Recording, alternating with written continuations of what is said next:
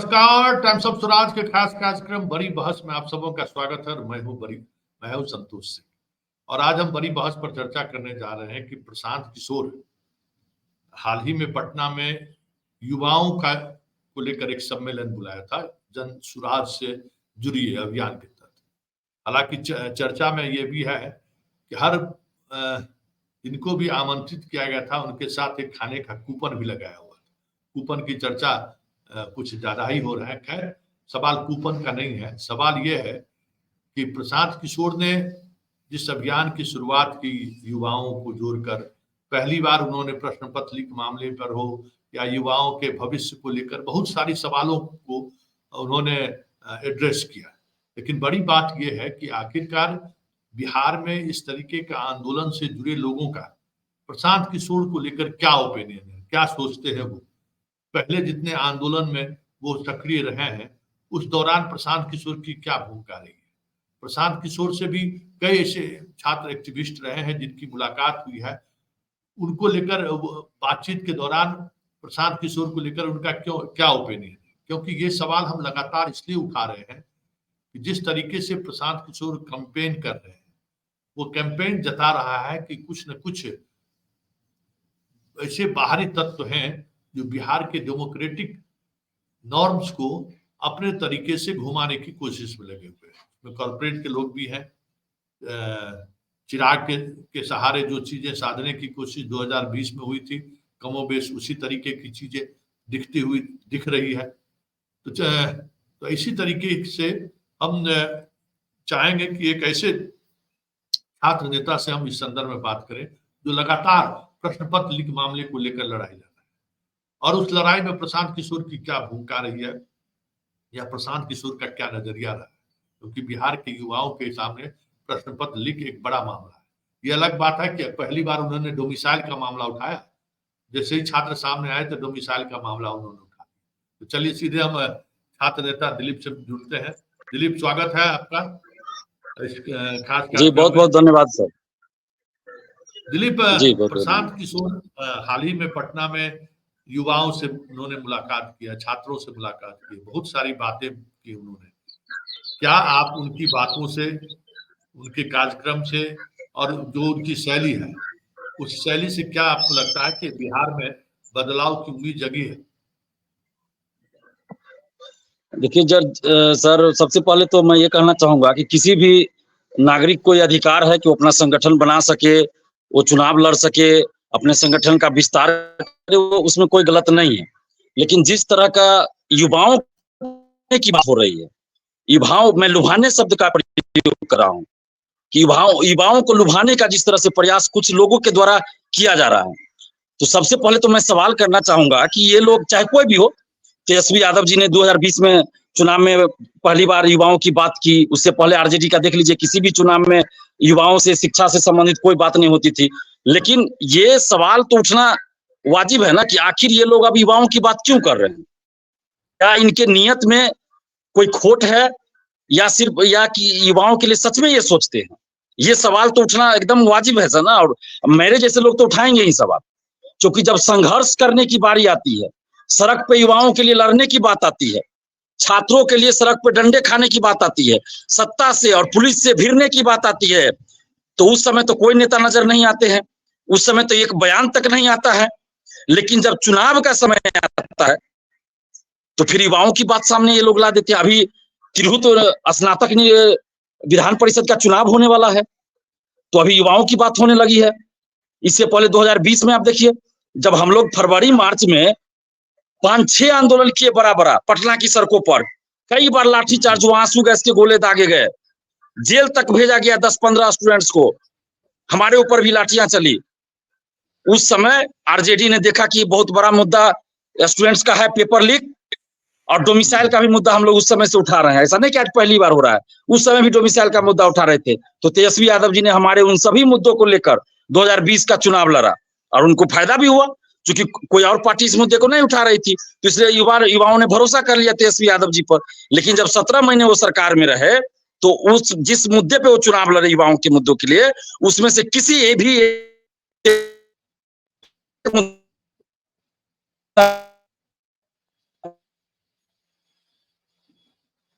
परीक्षाओं के paper leak हुए, उम्र सीमा में बढ़ोतरी नहीं हुई, और उसके बाद आवेदन शुल्क कहा था कि निःशुल्क कर देंगे, नहीं हुआ।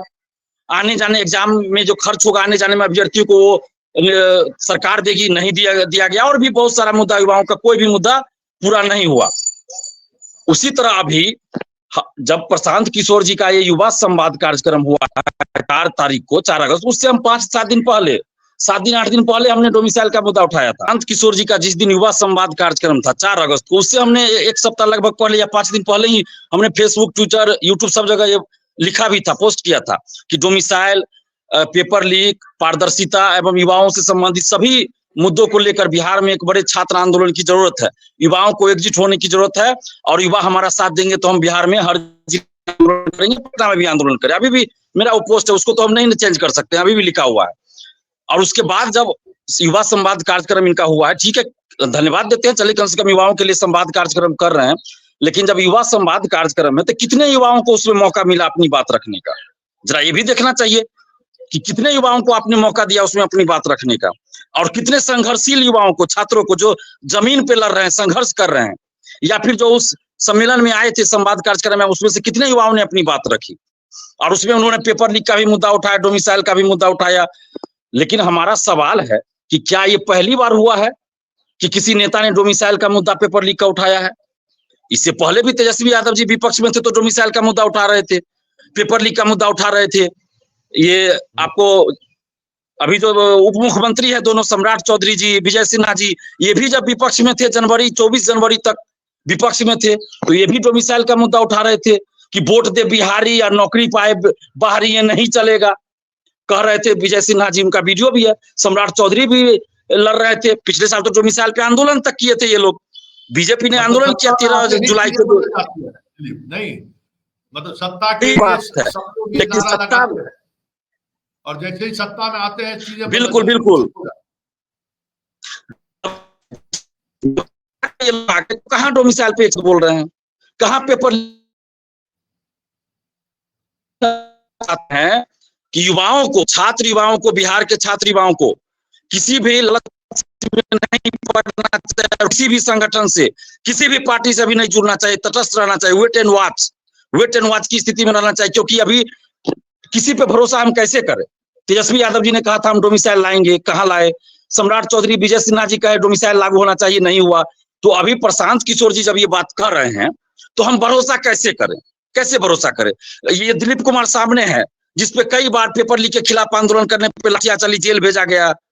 पिछले साल ही 25 अक्टूबर को शिक्षक भर्ती में गड़बड़ी के खिलाफ आंदोलन किए, बीपीएससी ऑफिस के बाहर हमारे साथ पटना पुलिस ने बदतमीजी किया, धक्का मुक्की किया। क्या उस समय प्रशांत किशोर जी को नजर नहीं आया कि भाई एक संघर्षशील युवा को, जो किसी पार्टी से नहीं है, किसी राजनीतिक परिवार से हम नहीं है, किसी पार्टी से भी नहीं है, तो क्या उनको नहीं चाहिए था कि हमारे समर्थन में एक शब्द भी बोल देते, एक पोस्ट तक कर देते कहीं, या मीडिया में आके बोलते, एक पोस्ट करते? लेकिन कहाँ बोले।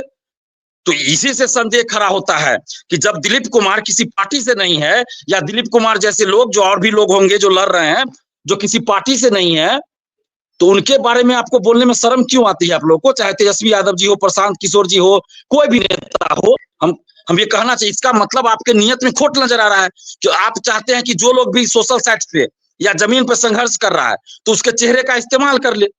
यही ये लोग चाह रहे हैं, जो पॉलिटिकल पार्टियां हैं, जो बड़े बड़े पॉलिटिकल पार्टियां, कोई भी संगठन है।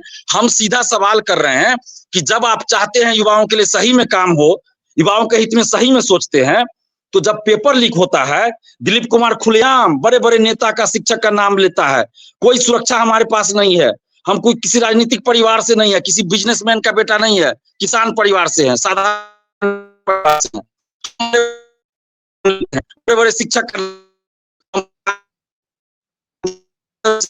कि आप लोग सिर्फ मेरा ही रेफरेंस के कह लीजिए ना मीडिया में कि हाँ भाई एक युवा या एक छात्र नेता बोल रहा है, नाम भी नहीं लीजिए, मेरा नहीं लेना है। तो आप लोग को लगता होगा कि दिलीप कुमार का नाम लेंगे तो कहीं दिलीप कुमार फेमस हो जाएगा, तो हमको नहीं चाहिए वो भी। आप सिर्फ इतना कह दीजिए ना कि मीडिया में जिस इस नेता का, टीचर का नाम उछाला जा रहा है, उस पर जांच होना चाहिए। इतना तो मांग कर सकते थे। तेजस्वी यादव जी विपक्ष के नेता हैं, या फिर सम्राट चौधरी जी सरकार में है, विजय सिन्हा जी सरकार में है, प्रशांत किशोर जी अभी पार्टी बनाने जा रहे हैं 2 अक्टूबर को, तो ये लोग को इतना तो कहना चाहिए, सरकार से मांग करना चाहिए कि हाँ भाई दिलीप कुमार नाम बोल रहा है, अशोक चौधरी का, दिलीप कुमार नाम बोल रहा है, फलना फलना नेता का, फलना फलना टीचर का, तो उसकी थोड़ा जांच करवा लीजिए। ये लोग तो नीतीश कुमार से डायरेक्ट बात होता है, या सरकार के ही लोग से, या आपको गृह सचिव से, या फिर जो डीजीपी है बिहार के उन्हीं से जाके मिल लेते, या आर्थिक अपराध इकाई से ही जाके बोल देते कि हाँ भाई दिलीप कुमार ऐसे ऐसे नाम ले रहा है, इसी नेता का, इसी टीचर का, थोड़ा जांच कर लीजिए। लेकिन एक बार भी नहीं निकला।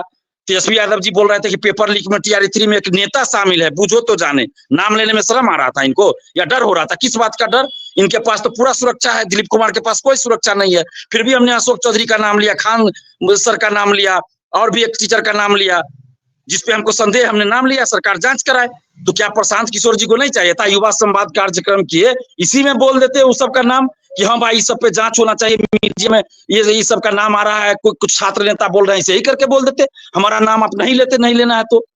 लेकिन आपको बोलना चाहिए था, अगर सही में मैं कोई भी रहे, मैं शुरू से लड़ता आया हूँ, 2016 से मैं लड़ रहा हूँ जमीन पर, और बहुत लोगों को अभी पता नहीं होगा कि मैंने क्या क्या त्याग किया है।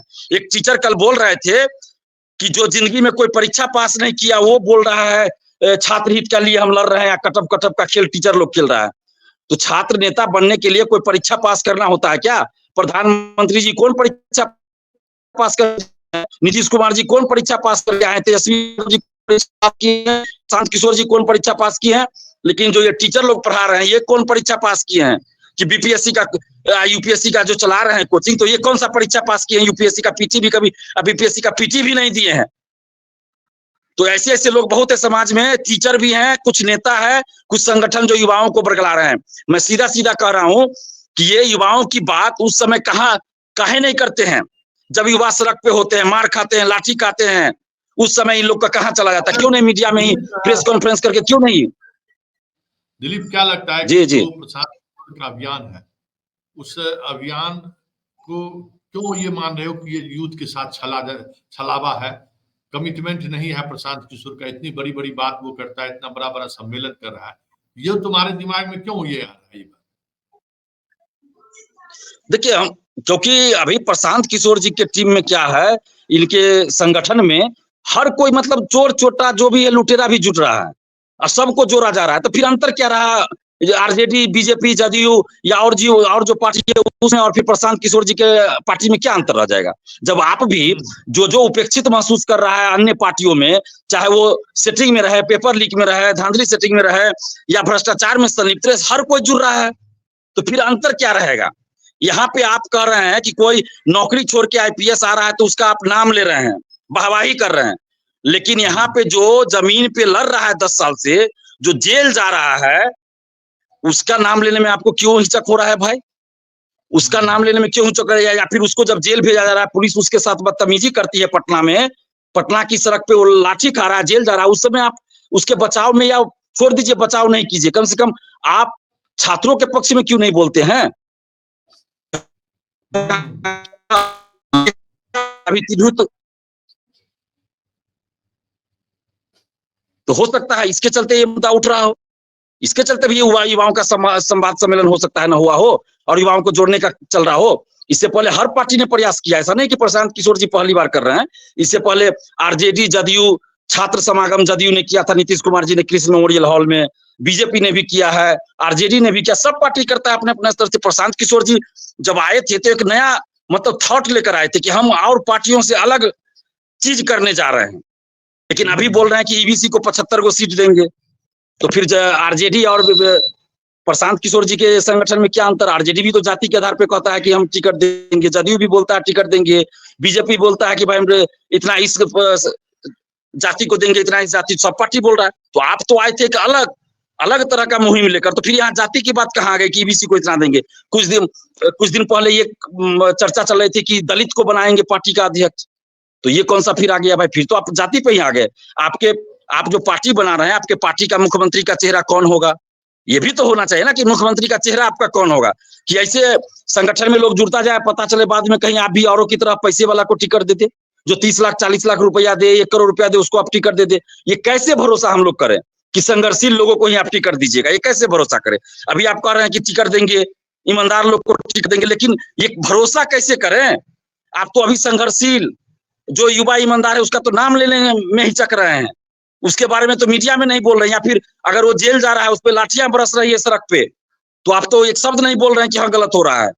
पेपर लीक पे आप एक शब्द नहीं बोले, पेपर लीक जो हुआ तो एक शब्द नहीं बोले कि हाँ इन लोगों पे कार्रवाई होनी चाहिए, इन लोग का नाम आ रहा है, नेता का, टीचर का, बोलना चाहिए आपको। अभी डोमिसाइल पे आप अचानक बोल रहे हैं, इससे पहले कहाँ थे? इससे पहले कहाँ थे? हम तो 2000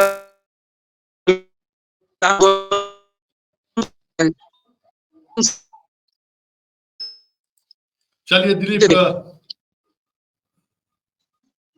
तो मेरा यही जी मेरा मेरा एक एक रिक्वेस्ट है, एक आग्रह है छात्रों से, युवाओं से, कि आप किसी के बहकावे में नहीं आए, चाहे वो आरजेडी हो, बीजेपी हो, जदयू हो, प्रशांत किशोर जी हो, कोई भी हो, कन्हैया कुमार हो, कोई भी हो। आप सीधा सीधा ये देखिए कि आपके लिए जमीन पे, सड़क पे कौन लड़ रहा है। मतलब जमीन पे लड़े दिलीप कुमार, जेल जाए तो दिलीप कुमार, लाठी खाना हो तो दिलीप कुमार, और जब चुनाव लड़ना हो तो पैसा लेके ये लोग युवाओं की बात करेंगे, मिसाइल लागू होना चाहिए, पेपर लीक बंद होना चाहिए, होना चाहिए। जब पेपर लीक पे कानून बना था उस समय क्यों नहीं बोले? तेजस्वी यादव जी क्यों नहीं बोले कि हाँ भाई इसमें और कठोर कानून बनना चाहिए था, स्पीडी ट्रायल करके सजा मिलनी चाहिए थी, सारी संपत्ति जब्त होनी चाहिए थी, क्यों नहीं बोले? एसके सिंघल पर बोले, प्रशांत किशोर जी सिंघल को बचाया जा रहा है, एक शब्द नहीं बोल रहे हैं। तो ऐसे काम नहीं चलेगा, युवाओं को बरगलाया जा रहा है। हम तो कह रहे बिहार में कोई भी पार्टी, कोई भी नेता, कोई भी संगठन छात्र युवाओं के लिए नहीं लड़ रहा है, और जितनी भी पार्टियों का छात्र संगठन था, सभी पार्टियों ने उस छात्र संगठन को पंगु बना दिया, समाप्त कर दिया। क्योंकि राजनीति में कहावत है कि जिस सीढ़ी को चढ़ के ऊपर आओ उस सीढ़ी को हटा दो।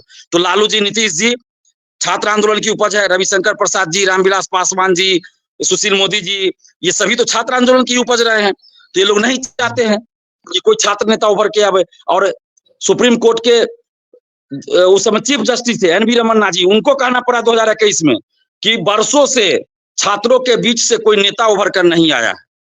तो इस तरह से छात्रों के बीच से नेता उभर के कैसे आएगा? क्योंकि सभी पॉलिटिकल पार्टियां, सभी संगठन दबाना चाहते हैं छात्र आंदोलन को। कोई भी नहीं चाहता कि छात्रों के बीच से नेता उभर के आए। और आज देखिए, जब 2020 से हम डोमिसाइल इस सब पे लड़ रहे हैं, तो आज सबको ये मुद्दा नजर आ रहा है, और हर कोई से हम अपील करेंगे, रहिए, वेट कीजिए। अभी किसी भी संगठन से आप लोग मत जुड़िए, अपनी पढ़ाई कीजिए, और आपके हित के लिए जो सड़क पे उतरे उसका साथ दीजिए, चाहे वो दिलीप कुमार हो या कोई भी हो। हम ये नहीं कह रहे कि दिलीप कुमार का ही, कोई भी हो जो सड़क पे उतर के आपका साथ दे, आपके लिए लड़े, लाठी खाए, उसका साथ दीजिए। चलिए, बहुत बहुत धन्यवाद दिलीप, बहुत बहुत धन्यवाद जी, धन्यवाद। ये हमारे साथ छात्र नेता दिलीप थे। इन्होंने अपनी बात रखा, बड़ी बेबाकी से रखा कि सवाल है कि छात्र के मुद्दों पर आप ड्राइंग रूम में या मंच पर जितना भाषण देते हैं, पब्लिक डोमेन में जब संघर्ष की बात होती है तब आप कहाँ रहते हैं? बड़ी बात है। चलिए, इस बड़ी बात को यहीं खत्म करते हैं, फिर किसी नए मुद्दों के साथ हमारी मुलाकात होगी। फिलहाल हमें इजाजत दीजिए, नमस्कार।